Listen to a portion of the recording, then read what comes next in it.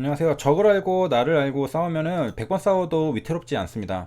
이번에는 한국은행에서 나온 통화신용 정책 보고서를 볼 건데요. 3월자로 나온 거고, 그래야 이제 시장 상황에 대해서 우리가 좀 정확하게 조금 더 남들보다는 앞서 나갈 수 있을 겁니다. 그래서 통화 신용 정책 보고서인데요. 한국은행은 목적이 물가 안정입니다. 그래서 금리를 내릴 때 상당히 신중하죠. 그래서 통화 신용 정책을 수립하고 집행하고 있는 기관입니다.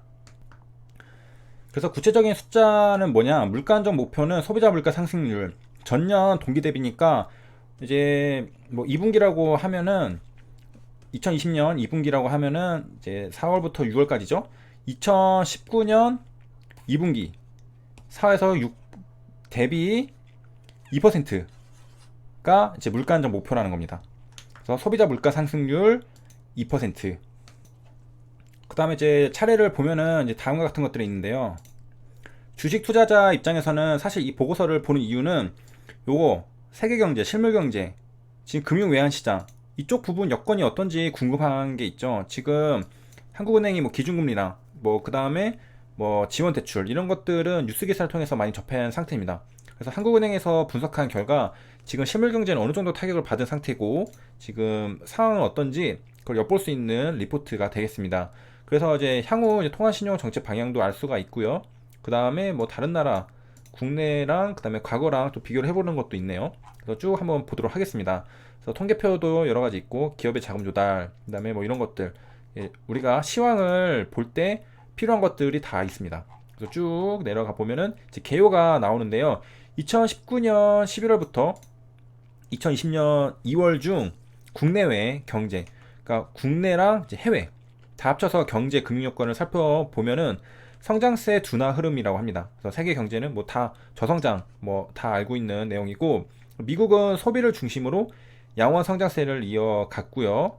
유로 지역은 투자 부진으로 낮은 성장세가 이어졌다. 그러니까 유로는 이렇게 가고 미국은 혼자 이렇게 잘 나가고 그랬던 상태고 뭐 일본은 이미 그 계속 저성장이죠. 성장 흐름이 여전히 미약하고 중국은 이제 크게 이제 위축된 것으로 보인다라고 이제 그 요약을 했습니다. 그래서 경제 성장률을 보니까 여기 이제 주석 같은 거 잘 봐야 되죠. 분기 성장률의 경우 미국, 일본, 유로 여기 미국, 일본, 유로는 전기 대비 연율이고요. 중국은 전년 동기 대비 기준입니다. 그러니까 지금 여기 있는 여기 1분기, 2분기, 3분기, 4분기인데 여기는 전기 대비 연율이고요. 중국은 전년 동기 대비 아까 봤던 그 2분기 4에서 6 그거라는 겁니다. 그래서 다르죠.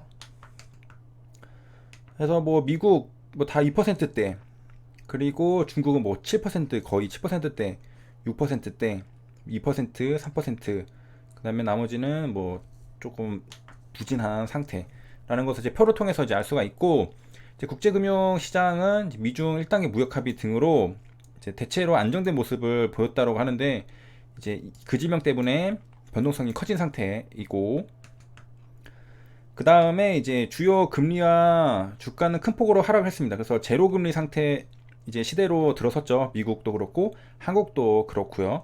그런 다음에 이제 달러는 이제 강세를 보이다가 미 연준이 무제한 양적 하나 막 엄청나게 돈을 풀었잖아요. 그래서 약세로 전환되었다고 합니다. 약세로 전환되는 상태인데도 지금 1200원대에서 계속 유지가 되고 있습니다. 그 원화 대비 달러가 말이죠. 자, 그런 다음에 이제 국내 경제는 어떻게 됐냐? 지난해 말 2019년 말에 소비가 증가세를 이어가고 설비 투자 부진도 완화가 되는 상태. 그러니까 아주 분위기가 좀 좋아지려고 하고 있었는데요. 수출도 좀 개선이 되고 그랬는데 이제 그 질병이 터지면서 소비 날아가고 수출도 날아가고 결과적으로 성장세가 약화되는. 근데 그런 중에 이제 1월에는 이제 1월 이제 고용 상황은 취업자 수 증가폭이 확대되면서 그러니까 어쨌든 2월 전까지는 다 괜찮아지고 있었다는 거죠.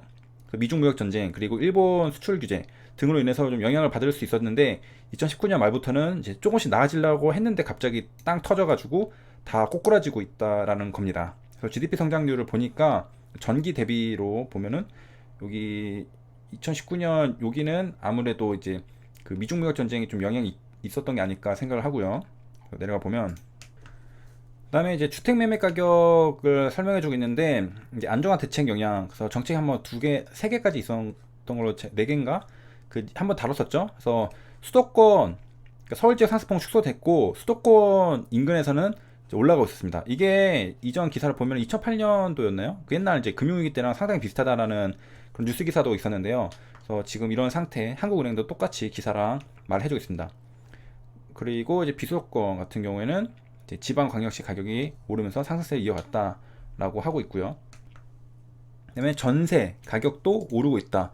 그래서 뉴스 기사 많이 보신 분들은 똑같다는 걸 알 수가 있습니다. 그래서 분석한 게 뭐 한국은행이나 뭐 기자가 그 뭐 참고를 한 거나 다 똑같다는 것이고, 물가 상승률 보면은 요게 이제 굵은 실설이 물가 안정 목표를 의미를 한다고 합니다. 2%라고 했었잖아요. 아까 앞에서 봤듯이 이 밑으로 가면은 잘하고 있는 겁니다. 그래서 일반인 기대 인플레이션은 여기 이쪽에 있고, 자 그리고 이제 여기서부터가 이제 진짜 본 게임인데요. 지루한 내용 잘 참고 오신 분들에게는 얻어갈 게 있는 영상입니다. 그래서 이제 과거 글로벌 감염병 확산 시 유행 기간이 나와 있는데요. 자 사스 때가 상당히 비슷하다고 볼 수가 있죠. 그래서 이게 글로벌 유행 기간은 2002년 11월부터, 그리고 국내에는 2003년으로 넘어서 4월에서 5월에 발생했습니다. 첫 확진자 발생부터 마지막 확진자 발생 기간까지인데요. 차트로 한번 보겠습니다. 자 이제 코스닥 차트로 왔는데 상당히 놀라운 거를 이제 볼 수가 있습니다. 이거는 이제 현재 차트죠. 그 질병으로 인해서 푹 떨어졌다가 이렇게 V자 반등했습니다. 그래서 아무도 뭐 V자 반등 뭐 예상을 못한 사람들도 있을 테고, 예상한 사람들도 있을 테고, 저 같은 경우는 이렇게까지 예상을 못했습니다.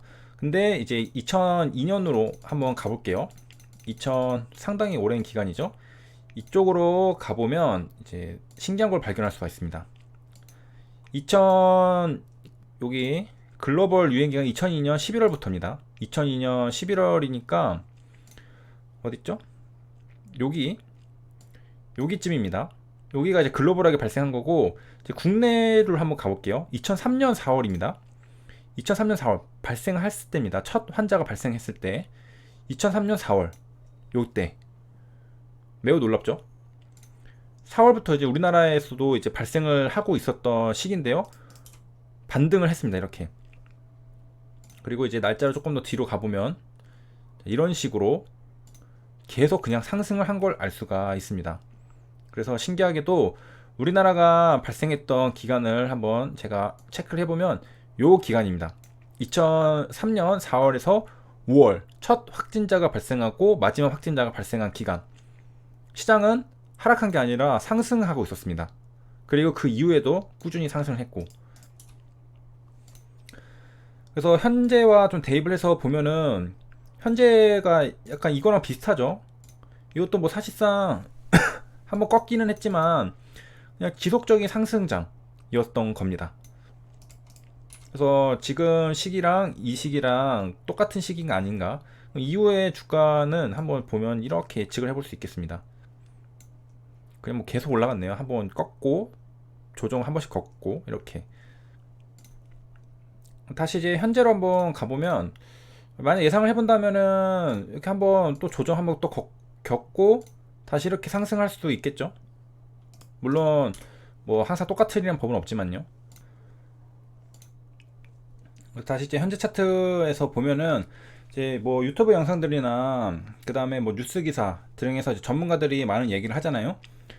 이거 뭐 더블딥 뭐 그런 얘기들 많이 옵니다. 이렇게 하고서 W자로 간다, 그런 얘기들이 많이 나오고 있는데, 방금 차트를 보고 나서 생각이, 저는 사실 이쯤에서 한번 이제 고점을 찍고서 한번 꺾고 갈 줄 알았거든요. 근데 그 꺾는 게 이렇게 좀 내려올 줄 알았어요. 지속적으로 해서 이렇게.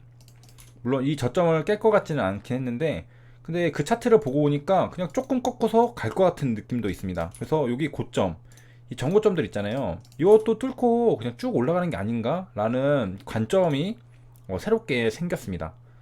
그래서 과거 사례를 공부하는 게 이렇게 중요한 게, 이 한 번의 사례로 관점이 완전히 바뀌게 되는 그런 정보죠.